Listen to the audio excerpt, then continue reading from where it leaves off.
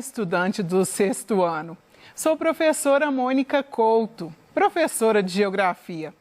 Durante esse período de isolamento, que você está impedido de encontrar os seus professores e os seus colegas, estamos juntos aqui estudando alguns conceitos da geografia, para que quando você retorne, você possa chegar cheio de novidades e com uma bagagem de conceitos, curiosidades, e dúvidas para apresentar ao seu professor e aos seus colegas.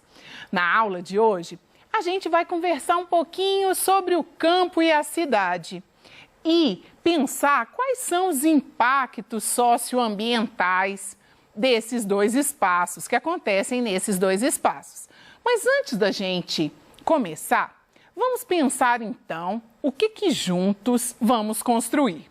A primeira coisa que vamos construir juntos é identificar as semelhanças e as diferenças entre o espaço da cidade e o espaço do campo, ou seja, entre o espaço urbano e o espaço rural.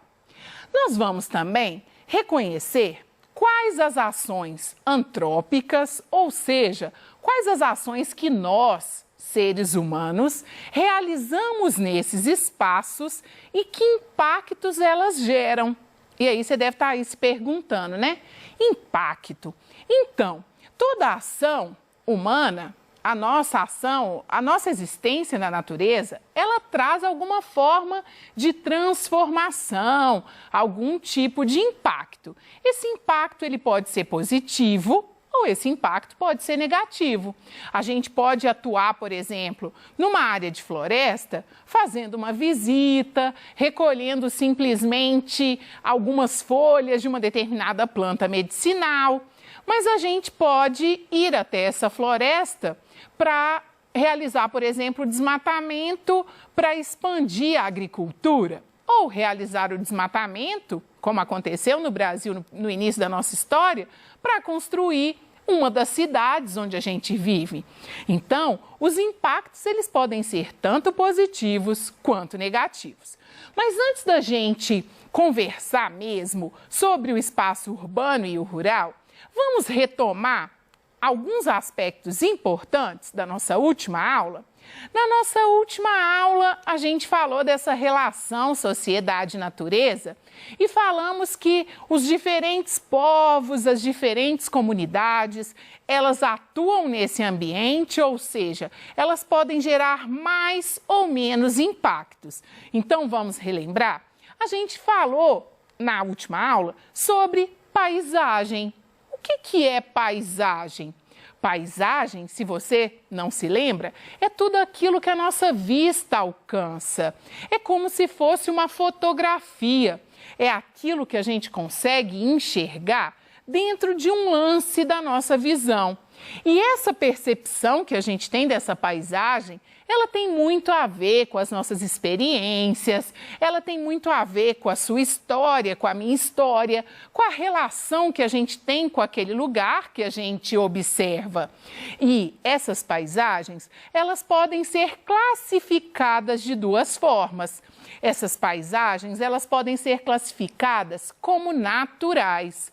Ou seja, aquelas paisagens que só apresentam elementos da natureza.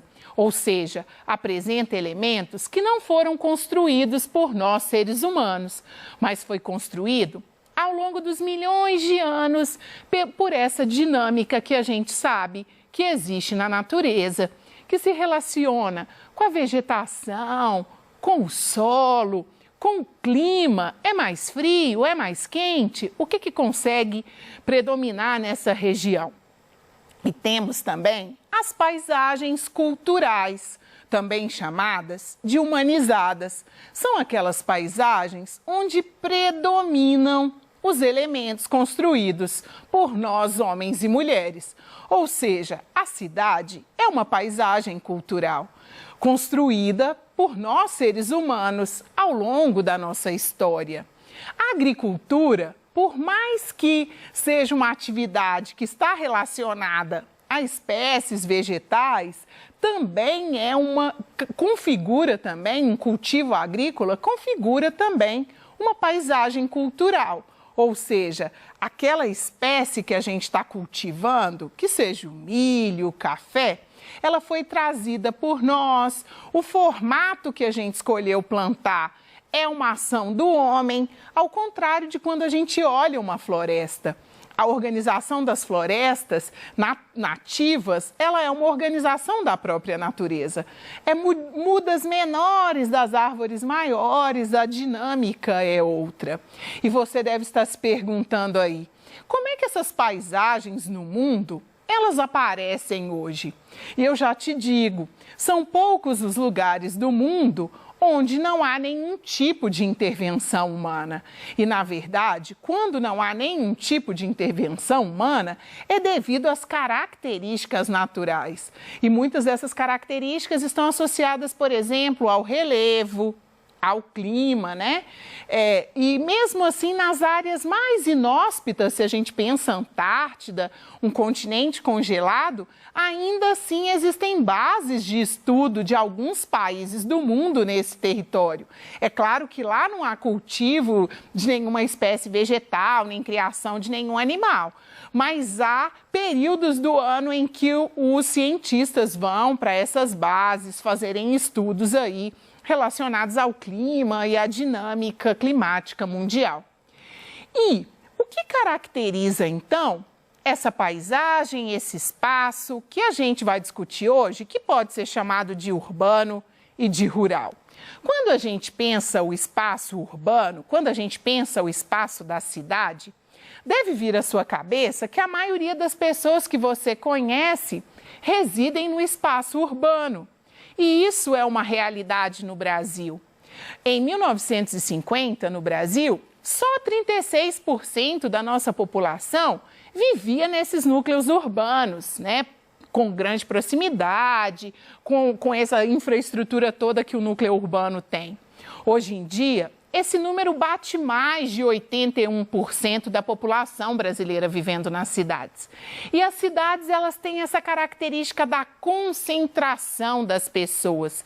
Mora muita gente em um espaço muito pequeno. E por que mora gente em um espaço muito pequeno?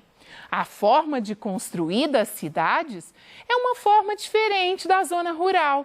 Existem bairros onde predominam prédios. E o que acontece em um prédio?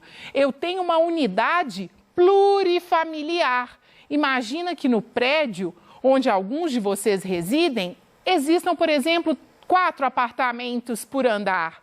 Quantas pessoas não moram no mesmo lote onde esse apartamento foi construído? Então, a forma de organização do espaço é uma forma onde você tem uma maior infraestrutura, então você vai ter ruas pavimentadas, você vai ter a presença de equipamentos urbanos como hospitais, escolas, áreas de lazer, teatro, parque. Você vai ter a maioria da população ocupada em atividades da indústria, do comércio ou da prestação de serviço.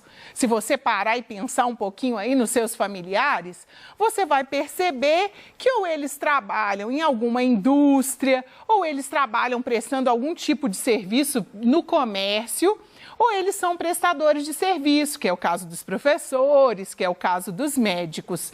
E a cidade, ela tem uma característica, há um distanciamento da natureza. Aí você vai falar assim, ué, mas aqui tem árvore, aqui tem um córrego. Embora os elementos da natureza, eles estejam presentes na cidade, eles estão presentes de uma forma muito transformada. Alguns dos nossos parques, eles foram construídos. Quer um exemplo de uma paisagem que parece natural e não é? A Lagoa da Pampulha, em Belo Horizonte. Uma lagoa que foi projetada no contexto de criação de todos aqueles prédios que formam o conjunto arquitetônico da Pampulha. Então, na cidade há esse distanciamento da natureza. Aqui, para você pensar um pouco, são 2 imagens de 2 cidades e, mesmo sendo cidades, elas são muito diferentes. Em uma imagem você tem a cidade de São Paulo e aí a maior cidade brasileira, né, em número de pessoas, em desenvolvimento econômico. E do outro lado você tem a imagem de Ouro Preto. Então, embora você tenha essa característica de centro urbano, em uma delas há mais presença de elementos da natureza, que é no caso de Ouro Preto, do que na cidade de São Paulo. No ângulo da imagem na cidade de São Paulo, você não consegue reconhecer, por exemplo, nenhuma árvore. Em contrapartida, na imagem de Ouro Preto, pela forma de organização espacial, pelo próprio relevo, há essa mescla entre as duas características. E se a gente falou da paisagem da cidade, como é que se configura essa paisagem do campo ou essa paisagem rural? Se na cidade moram muitas pessoas juntas, no campo há uma pulverização desse grupo de pessoas. Ou seja, como eu preciso de espaço físico para realizar as atividades econômicas, da agricultura, da pecuária e do extrativismo, eu preciso de extensas áreas. Então, logo, as comunidades rurais, elas são menores. As propriedades, elas são grandes propriedades, porque nelas se praticam a agropecuária, mas com volume reduzido de moradores. E é uma população que tende a estar mais próxima da natureza, porque no espaço rural, às vezes a água que é utilizada para irrigar a plantação é daquele rio que corta o município ou é daquele córrego que corta aquela propriedade. Mas eu queria chamar a sua atenção que esse espaço rural, ele já vem sofrendo grandes intervenções da ação antrópica, ou seja, seres humanos. E um ponto que eu queria chamar a sua atenção, que a gente vai conversar depois, é sobre a agroindústria, ou seja, o campo tem recebido indústrias. As indústrias, elas têm migrado para o campo para ficarem próximas da área de produção da matéria-prima. Vamos pensar no leite, por exemplo? Se a gente pensa a cadeia produtiva do leite, ou seja, desde o leite que é produzido pelas vacas, retirado lá, e aí a pasteurização, ou seja, o tratamento desse leite para ele chegar até a nossa casa, ele tem sido realizado mais próximo do produtor mesmo, onde é produzido o leite, ali perto estão instalando indústrias. Então, essa característica do campo, ela começa a ser alterada. Aqui, duas fotografias, então, de espaços rurais. Um espaço rural onde você observa uma diversificação maior da produção, né? A gente dá para perceber pela tonalidade, pela cor verde aí, que são diferentes cultivos, ou pelo menos cultivos que estão em diferentes estágios de crescimento. E em contrapartida você tem uma outra imagem onde representa a mecanização da agricultura, ou seja, uma propriedade que produz somente um vegetal, no caso aí o centeio, e utiliza de máquinas para a colheita disso. Então aqui a gente tem alguns indicativos também de como vem ocorrendo essa relação aí dos seres humanos com o espaço rural. E você deve estar se perguntando, como as paisagens urbanas e rurais são transformadas a partir dos impactos socioambientais? Ou seja, como que a ação dos seres humanos transformam essa paisagem e fazem com que a gente observe impactos socioambientais. Então, a gente vai começar observando aí algumas imagens. Essa imagem, a primeira imagem, não é uma imagem de um local, né, de um território brasileiro, aí a gente está dizendo do Mar de Aral, que está lá na Ásia, né, mais precisamente aí próximo ao território do Cazaquistão aí. E o que aconteceu com esse mar? Mais importante do que identificar especificamente a localização, é perceber pela imagem de satélite que ocorreu o quê? Na primeira imagem, o que você observa bem escuro é o volume de água dentro desse mar. né? É um mar dentro do continente, né? O Mar de Aral. E na outra imagem, você observa que o azul quase que desapareceu por completo. Então, ao longo desse período histórico aí, que não é longo, né, de 1989 a 2008, o volume de água no Mar de Aral, então, ele diminuiu drasticamente. E por que ocorreu essa redução? Além de estar associados a fatores climáticos, diminuiu o período chuvoso, né, ao longo do tempo, mas você tem o principal efeito disso, a prática da irrigação. Então, a irrigação sem controle, ela fez com que o mar quase que desaparecesse. Hoje você já tem a retomada, né, programas para retomar, então, a captação de água, reduziu a irrigação para ver se é possível recuperar aí o volume de água do mar. Um outro exemplo aqui, o desmatamento de uma floresta, que a gente conversou no início da aula, que ele pode estar associado à expansão da fronteira agrícola, ou seja, precisamos cultivar mais soja, por exemplo. Pensa a Amazônia, divisa com o Pantanal, né? Com a região centro-oeste do Brasil. Há um avanço da fronteira agrícola, então se retira a vegetação. Olha, é um impacto negativo, é claro que geralmente os impactos eles estão associados para nos dar conforto, né? Precisamos alimentar, precisamos consumir, precisamos de espaço para morar, mas é possível mediar essas duas ações, né? E aqui uma área de segregação espacial, né? Uma comunidade aí em Caracas, na Venezuela, aí, onde você tem uma ocupação irregular. Ou seja, as pessoas elas não têm acesso à moradia nas cidades e elas vão ocupar as áreas de risco. Aqui uma outra que gera uma reflexão, um catador de papel num centro urbano, né? E aí, olha como que dá esse contraste da nossa intervenção. Ainda nos centros urbanos, a gente tem a presença dos animais de carga. E olha aí as relações de trabalho e como é que esses impactos eles ficam representados principalmente pela concentração de renda. Você, junto comigo, a gente pode ter atitudes que tornem esses impactos um pouco menos significativos, né? E o que a gente pode fazer? A política dos 6 R's. A gente pode reduzir o consumo, a gente pode repensar quando a gente vai comprar alguma coisa, a gente pode reciclar, a gente pode recuperar alguma coisa antes de comprar algo novo. E a gente pode fazer uma coisa, a gente pode recusar, pode dizer, olha, não preciso dessa sacola porque trouxe uma retornável. Aqui é só para a gente pensar junto como que esse impacto ele é sentido em diferentes épocas e contextos. Aqui a gente tem uma notícia que diz que subiu a produção de lixo doméstico no período de coronavírus, da pandemia, no município de Bento Gonçalves, no Rio Grande do Sul. E aí fica a dica para você refletir.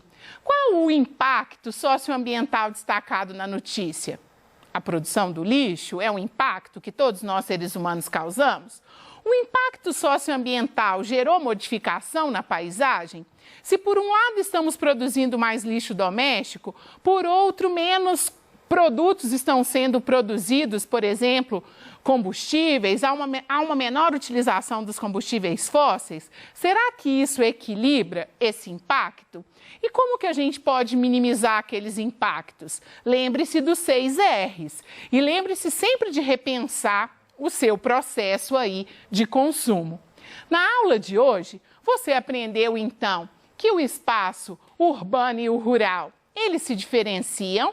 Eles se diferenciam na organização, na quantidade de população e na forma como as atividades econômicas são realizadas. Você percebeu que por meio da técnica e da tecnologia, a gente tem causado maiores ou menores intervenções nessa paisagem e que cabe a mim e a você, que somos responsáveis também por essa organização espacial, somos também meio ambiente, tomar atitudes para que a nossa pegada ecológica, ou seja, para que o nosso impacto no ambiente seja cada vez menor em função das nossas boas atitudes. Então, até a próxima aula!